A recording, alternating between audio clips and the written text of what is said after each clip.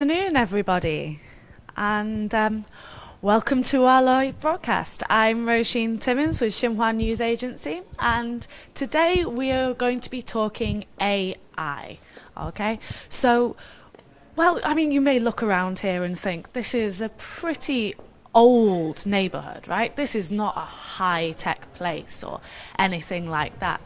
Well, in fact, we are still in Wuzhen, but we're in the old part of town, away from the exhibitions and the conferences, because I thought it would be good to show you guys how beautiful this ancient water town is. And I think it's actually quite a lovely backdrop, a juxtaposition of new and old, as we go to interview our next guest, who is Hans Uszkoreit. He is a specialist in AI and linguistics, and we are going to go and talk to him because he was actually on the panel that we had earlier on this morning, and I'm sure that he has got a lot to tell us. So, Hans, welcome to Xinhua. So, Hans, you were on the panel earlier this morning. I wonder if you could give us a little summary of what went on there. It was quite an exciting panel because we had reports from some of the most interesting Chinese companies being active in AI on their latest achievements, but also we had some world-known scientists, like for instance John Hopcroft. And what came out was mainly the insight that although we have the most amazing applications already of AI, it is all still narrow AI in the sense that the systems work without deep knowledge, they cannot do much inference, they don't create new knowledge, and nevertheless, they change already the whole industry. Yeah. So this is something that maybe those of you less familiar with AI will not be aware of. What we're talking about now, there are two different types of AI. We have narrow and we have general. Now, general is the sci-fi stuff that we're thinking about with self-consciousness, for example. Am I right in this? Exactly.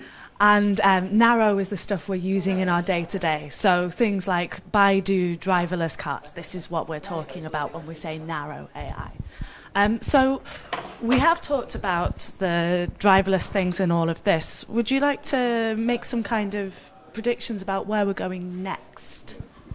Yes, so what came out clearly, I think, and what I also see in the lab now from our work is the following.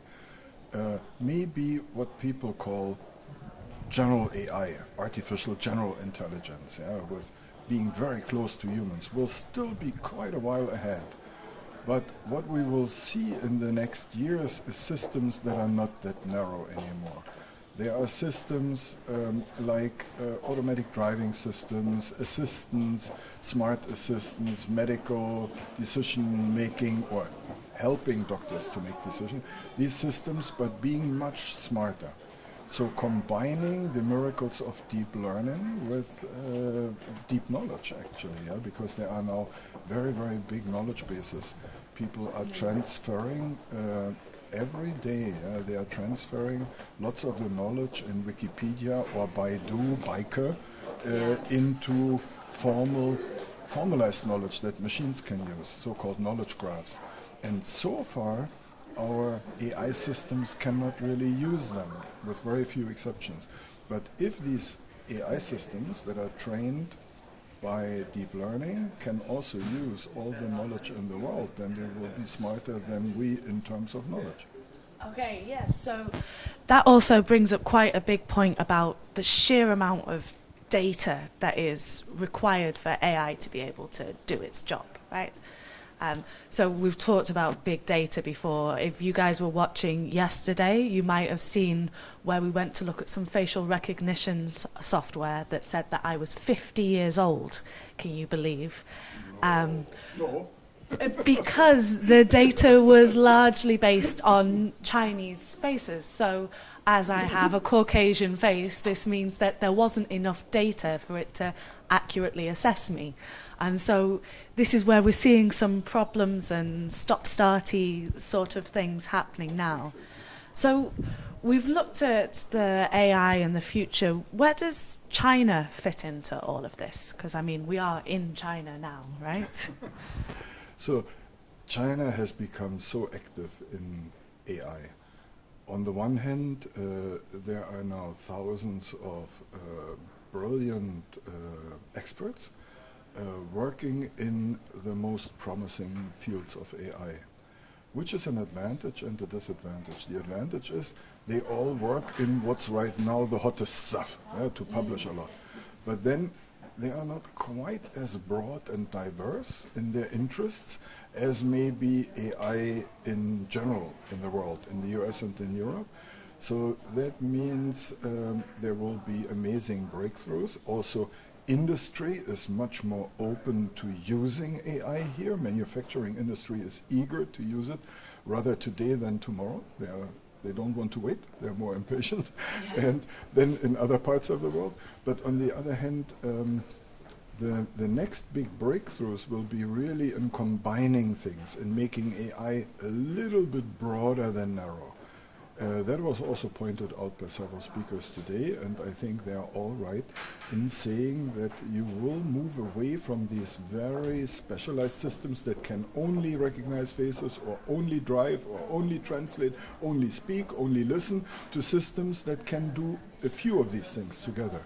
And these systems will be much more powerful and they will change industry quite a bit.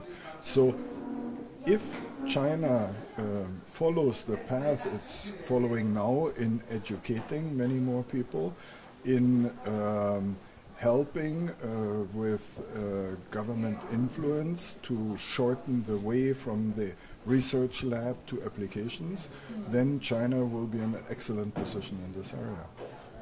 That's wonderful.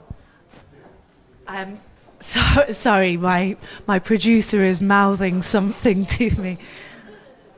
Okay, so anyway, one other thing, of course, we have to talk about, as it is the theme of this conference, is the digital Silk Road. So we have already seen how the digital Silk Road, this is something that in terms of telecommunications and infrastructure, this is going to vastly affect the world and the distance between different places in the world. Do you see AI playing a part in that? I do. I see that the notion of the Silk Road as a metaphor has been broadened. Yeah? It was first the Silk Road, then it's the road and the belt, and now it's also the shared future, yeah, for almost all societies working together. And we will see a similar development in artificial intelligence, because right now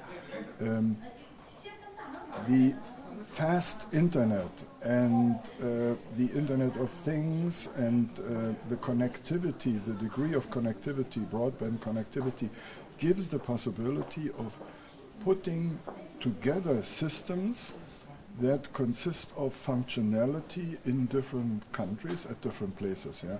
Maybe one place delivers a certain type of medical data that are rare in the other place. One delivers the language capability so that a doctor or a patient in another country can also access that medical system. Yeah? And so it can be that AI functionalities are actually put together distributively, yeah, by data, functions, parts, programs, sensors from different regions of the world. And this will be a fascinating story, because it will be the higher level of artificial intelligence, and artificial intelligence that's distributed not just in one region, maybe over the whole world. So I guess what you're saying in a way is that Silk Road and this infrastructure that's being built will allow for the kind of specialization that will really kind of push these advancements? If the dream comes true, yeah, that is in the theme of the program, namely this openness towards a shared future, then And it doesn't mean that it's completely uncontrolled. It only means that it should be open enough so that intelligent systems, organizations, applications that are regionally distributed would interact well together and each feed something in, functionalities, data, sensors, users, products, applications. Yeah, if we get to this point, then actually this shared future can come true. Fabulous, thank you. Thank you very much. We have to let you go because actually Hans will be running off to Shenzhen now. But thank you so much for sitting down with us. It's been absolutely fascinating, and we will be bringing you more content in the future. We have just one more day after today left of the World Internet Conference here in Ujin, Zhejiang Province. So hope to see you next time. Okay, that's okay. You can talk, you can speak. Good afternoon, everybody, and welcome to our live broadcast. I'm Roisin Timmins with Xinhua News Agency, and today we are going to be talking AI. Okay, so, well, I mean, you may look around here and think this is a pretty old neighborhood, right? This is not a high-tech place or anything like that. Well, in fact, we are still in Ujin, but we're in the old part of town, away from the exhibitions and the conferences, because I thought it would be good to show you guys how beautiful this ancient water town is. And I think it's actually quite a lovely backdrop, a juxtaposition of new and old, as we go to interview our next guest, who is Hans Uszkoreit. He is a specialist in AI and linguistics, and we are going to go and talk to him because he was actually on the panel that we had earlier on this morning, and I'm sure that he has got a lot to tell us. So, Hans, welcome to Xinhua. So, Hans, you were on the panel earlier this morning. I wonder if you could give us a little summary of what went on there. Was quite an exciting panel because we had